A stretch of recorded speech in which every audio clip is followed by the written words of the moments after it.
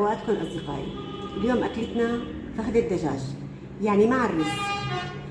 هي فخاد الدجاج، وهي البطاطا مع الجزر، وهي عنا هون بصل، وهون عنا البهارات. وهلا خلينا نبلش. هلا بنضيف معلقة سمنة،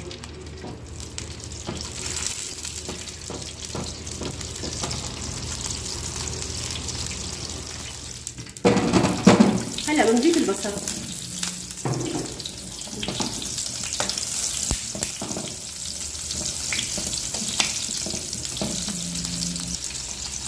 وهلا بنضيف فخاد الدجاج،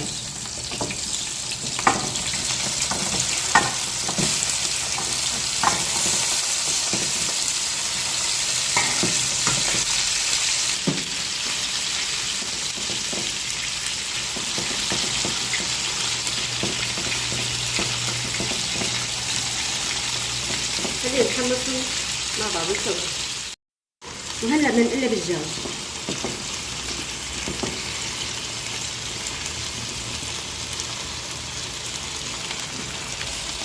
هلا مثل شايفين معنا عم يطلع لونها مثل الذهبي، ما احلاها، يعني هي لازم كل شوي تتقلب عشان ما تحترق.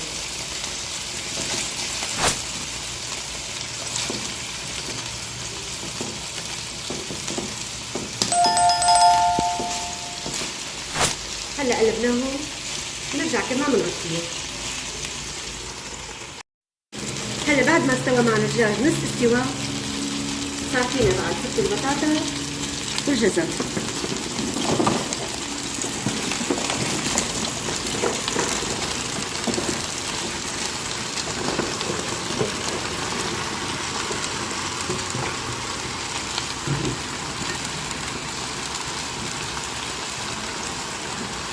يعني ما احلاهم، احلى هالمنظر. وهلا خلينا نحركهم مع بعضهم عشان ما يضل الدجاج بالسفل. وهلا صار فينا نغطيها. وهلا بعد ما استوى معنا الدجاج والخضار رح نصب المي السخنه فوق منهم.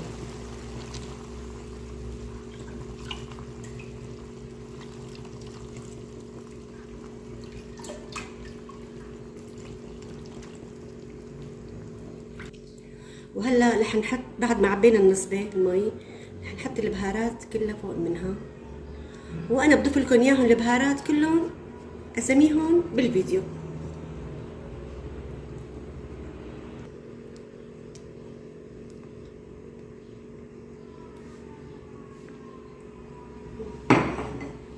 وهلا خلينا نغطيها. وهلا وصلنا معكم لنهايه الفيديو، ان شاء الله تكون نالت اعجابكم، وبتمنى تشوفونا بفيديو جديد. وهلا بقول لكم بامان الله.